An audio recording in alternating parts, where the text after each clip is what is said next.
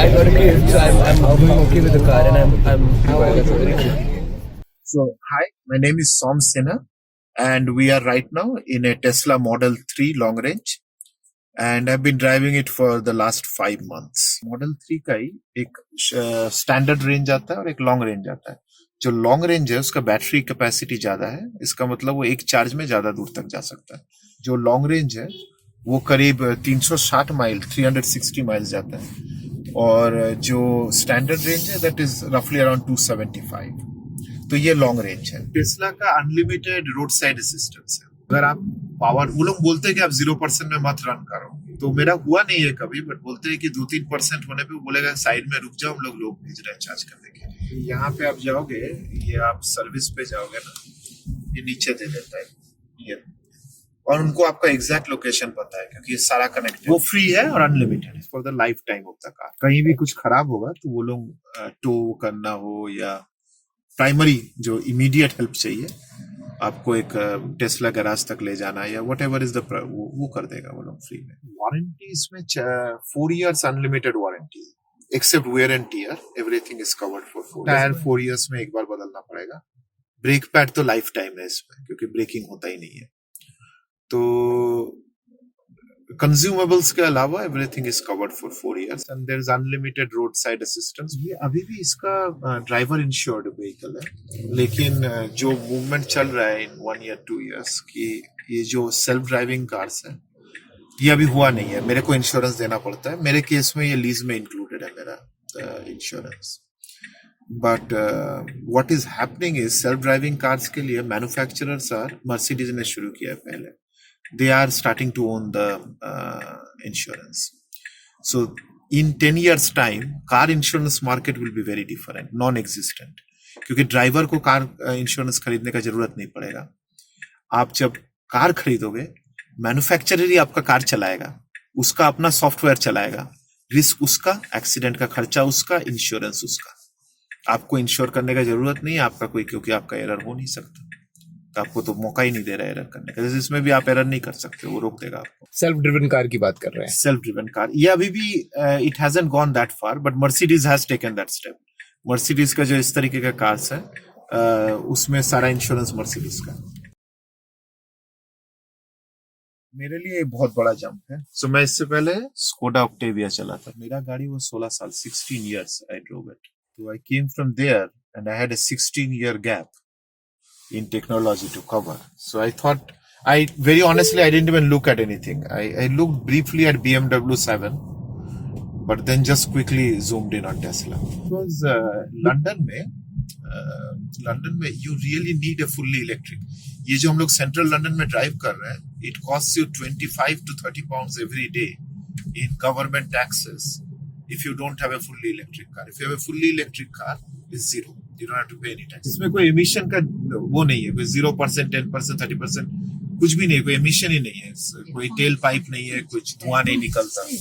So this is the only type of car fully electric जिसमें कोई tax नहीं है. मेरे घर पे चार्जिंग भी काउंसिल ने लगा दिया था. So I thought all the enabling things were there. And I rented a Tesla once and I loved the driving. 3-4 दिन चलाया था and it's beautiful. इसका जो driving experience, I really like that. But BMW 7 series तो इससे बहुत बड़ी गाड़ी है. बड़ी है लेकिन इसमें जो ड्राइव का मजा है उसमें नहीं है. वो थोड़ा सा आउटडेटेड हो गया है टेक्नोलॉजी हिसाब से. Plus looks wise also I like the looks on this car, specially the RAD model. And central London में काफी चार्जिंग पॉइंट्स हैं. अगर मेरे को चार्जिंग पॉइंट मिल गया तो इट्स फ्री पार्किंग. चार्ज में लगा देना है, इट्स फ्री पार्किंग. उसका परमानेंटली छोड़ के सकते हो 2 घंटा 3 घंटा नहीं ना? हाँ, नहीं कोई दिक्कत नहीं, एज लॉन्ग एज चार्जर लगा हुआ है. अगर चार्जिंग मिल जाए तो कम्प्लीटली फ्री है, विच अदरवाइज इज मेरे स्कोडा के लिए था between 7 to 10 pounds an hour. Charging ना मिले तो भी parking is reduce for this. It's about 60p to 1 pound an hour. ये डुअल इंजन, इसका जो आगे का शाफ्ट है उसमें एक इंजन है, पीछे का शाफ्ट में एक्चुअली 2 इंजन है. आईसी में जनरली एक इंजन होता है, फोर व्हील में भी, लेकिन वहां से पावर ले जाके नीचे से दोनों जगह दिया जाता है. यहाँ पे ऐसा नहीं है. यहाँ पे दोनों जगह 2 अलग अलग मोटर है, क्योंकि दोनों आराम से दोनों बैटरी को टैप करते हैं. कंट्रोल कार को कंट्रोल ज्यादा होता है, जैसे स्नो वगैरह में या कहीं फ्रंट व्हील्स अगर स्टक हो जाए तो सेकंड पीछे का व्हील निकाल देगा, या कहीं फंस गए ना, तो दैट्स वन बेनिफिट। और सेकंड बेनिफिट ये है कि आप ब्रेक करोगे तो चारों व्हील एक साथ ब्रेक करते हैं। ऑल व्हील ड्राइव नहीं हुआ ना, तो वो दो चक्का जो फ्रंट होता है जनरली, जहाँ इंजन आईसी होता है, जो मैंने आपको दिखा हमारे यहाँ पे खाली है फ्रंट है क्योंकि वो इंजन ही नहीं है, वो दो फ्रंट व्हील जो है उनके ऊपर ज्यादा प्रेशर आता है। They have to stop, they have to accelerate, the rear wheels are just being dragged through. तो इसमें वैसा नहीं है, इसमें चारों all four wheels are working in tandem, so that gives you much more control, stopping, turning, powering up, suddenly all four will power up together. That gives you better acceleration, सब कुछ better हो जाता है। सबसे easy explanation है fan की तरह। Fan में क्या होता है, कॉइल होता है और फिर उसके चारों तरफ मैग्नेट होता है, या मैग्नेट होता है और चारों तरफ कॉइल होता है, बेसिक फैराडेज लॉ। सो कोई भी एक में जब आप इलेक्ट्रिक डालोगे, पावर दे दिया बैटरी से या इलेक्ट्रिक कनेक्शन से फैन के केस में, तो वो फैराडे लॉ करके वो दोनों के बीच में इंटरेक्शन होके वो घूमना शुरू हो जाता है। And that's all it is. It's as simple. It's the most basic technology 18th century का concept हिसाब से is one of the oldest. So it moves the moving part and the thing that is powering the moving part, they don't come into contact at all. It's action at a distance kind of concept. दोनों electric field or magnetic field at 90 degrees will continuously turn the shaft, which is what they do. जैसे IC में क्या होता है, piston है, आप छोटे छोटे एक्सप्लोजन कर रहे हो, there is a constant pressure on the engine. एक छोटा एक्सप्लोजन हुआ, पिस्टन वापस गया, पिस्टन को चारों तरफ से टाइट करके रखना पड़ेगा तब वापस जाएगा। So it is in contact all the time. Clutch है, क्लच गियर को डिसएंगेज कर रहा है, एंगेज कर रहा है, there is a constant friction. So ये सब चीजें क्या है, बर्न होती रहती है, और उनका बर्निंग को कम करने के लिए ऑयल डालना पड़ता है, फ्रिक्शन। यहाँ पे वो सब है ही नहीं, कोई क्लच का कॉन्सेप्ट ही नहीं है क्योंकि गियर ही नहीं है, कोई इंजेक्शन नहीं है, कोई फ्यूल नहीं है, कोई एक्सप्लोजन नहीं है, कोई पिस्टन नहीं है, सो कोई ऑयल का जरूरत ही नहीं है। Those are the things. इसमें मूविंग पार्ट सिर्फ एक व्हील है। 74 किलोवाट आवर बैटरी है। सो मान लीजिए 150 kilowatt hour charger half an hour में चार्ज करेगा। 74 किलोवाट 74 किलोवाट से आपको 360 माइल मिलता है टोटल। ये लॉन्ग रेंज है, इसका थोड़ा बैटरी ज्यादा है। इनका जो बैटरी टेक्नोलॉजी है ना टेस्ला का, this is they are way ahead of the competition.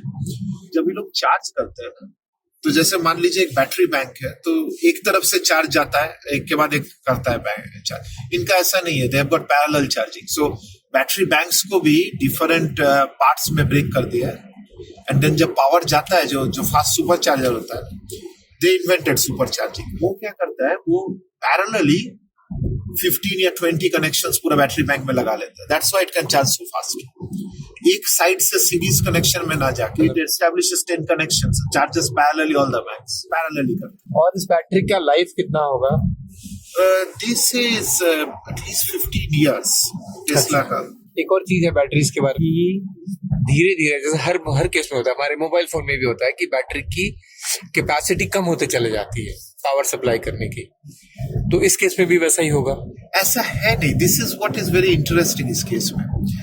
Tesla का कहना है कि उनका जो बैटरी पैक है उसका ऐसे पावर डिक्रीज नहीं होता, और ऐसा ये कोई लिथियम LiH है, लिथियम हाइड्राइड या लिथियम मैग्नीशियम हाइड्राइड कोई बैटरीज है, बट इसका दो चीज नहीं होता। अगर आप फुल चार्ज ना करो तो इसका मैक्सिमम मिनिमम कैपेसिटी में कोई फर्क नहीं पड़ता, और चार्जिंग साइकिल कितने बार आप चार्ज, जैसे मेरा ये आईफोन है, इनका चार्जिंग साइकिल 500 है, 500 चार्ज के बाद ये बैटरी का कैपेसिटी गिरना शुरू होता है। इसमें ऐसा कोई चार्जिंग साइकिल नहीं है, you can charge as much as you want. लेकिन ये लोग बहुत एग्रेसिवली बैटरी को मैनेज करते हैं। सो अगर आप बार बार चार्ज करना शुरू कर दोगे तो आपके पास मैसेज आना शुरू करेगा कि charge in between this, they start guiding you. और अगर सुपर चार्जर में आप जाओगे तो आपको उतना ही पावर देगा जितना आपको चाहिए जर्नी कंप्लीट करने के लिए, with 25% on the other side. So they aggressively manage your charging. उसके बाद वो बोलना शुरू करेगा कि you don't need any more charging, वो उसके बाद आपको वहां से हटाने का कोशिश करेगा और एक टाइम पे फोर्स भी कर सकता है, क्योंकि दो कारण है। एक तो सुपर चार्जिंग जो कि काफी फास्ट चार्जिंग है is not great, slow charging is better. आप जब फास्ट चार्जिंग कर रहे हो द अजम्पशन इज कि आपको जल्दी से ट्रिप कंप्लीट करना है, तो आप जितना मिनिमम चार्जिंग करना है करके निकल जाओ। दो कारण से, एक तो आपका बैटरी भी बेटर प्रोटेक्टेड रहेगा और नंबर 2 उनका सुपर चार्जर और दूसरा टेस्ला भी आ रहा है, so they know who needs the super charging. So उनके पास पता है कितना बैंक्स है, कितना गाड़ी अप्रोच कर रहा है, कितनों को वहां चार्ज करना है। वो लोग धीरे धीरे आपको हटाने का कोशिश करेंगे। At some point they will say that now we need to charge you for every minute and the charge is very high, मतलब at some point they will kick you out. Battery का जैसे अपन को आधे घंटे का super charger पे लगाया तो क्या प्राइस हो जाता है? सो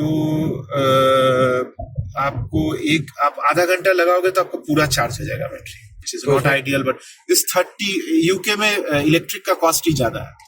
सो अगर मैं घर पे चार्ज करूंगा तो 24 पेंस पर किलोवाट है, वहां पे 33 पेंस पर किलोवाट है। जो 68% दिखा रहा है वो बैटरी है इस समय 68% बैटरी। ये लोग बोलते हैं कि आप 20% तक आराम से चलाइए, कोई दिक्कत नहीं है। मतलब अगर हम इंडियन लैंग्वेज में बात करें 24 रुपए और 33 पर किलोवाट आवर। तो अगर आप रहोगे वहां आधा घंटा तो 10 से 12 पाउंड, मतलब 1000 से 1200 रुपया आपका लगेगा। इसको आप 550 किलोमीटर तक करीब आपको दिल्ली से आगरा ले जाके वापस ले आएगा। तो मतलब 1200 रुपए में दिल्ली से आना जाना कर लूंगा। ये तो हो गया आपने अगर सुपर चार्जर में। ये आप घर पे करोगे तो ये 1200 से घट के आपका 500-600 आ जाएगा। टाइम कितना ले लेगा वो? तो घर में क्या इसका एक्चुअल सिस्टम क्या है कि अब रात को लगा दो चार्ज, तो कोई गाड़ी चलाता नहीं, 8 साढ़े 8 बजे लगा दो, सुबह तक पूरा चार्ज हो जाता है। वही मैं करता हूँ हमेशा। लेकिन मान लीजिए आप 300 माइल से ज्यादा जाना चाहते हैं या आप बहुत ज्यादा स्पीड कर लिए तो 5 ज्यादा तो एक्चुअली आधा घंटा कभी नहीं रुका होगा, 5-7 मिनट आप सुपर चार्जर में रुकोगे, जो जनरल एवरेज बिहेवियर है। मैं 25% 25% पे रुकूंगा, 10 मिनट चार्ज करूंगा, वो 60 पे आ जाएगा, मैं निकल जाऊंगा।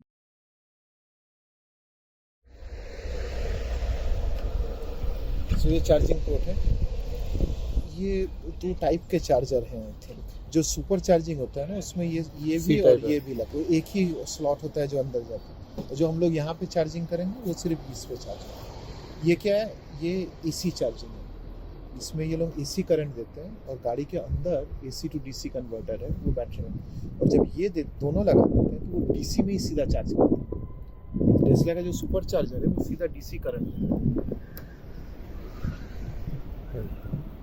अगर आपको मेरा रिव्यू पसंद आया तो प्लीज इसे लाइक कीजिएगा, शेयर कीजिएगा दोस्तों के साथ और सब्सक्राइब कीजिएगा चैनल को for more videos like this. Thank you, sir. Thank you Thank you so Ramesh. much. Thank you for the pleasure. What a pleasure.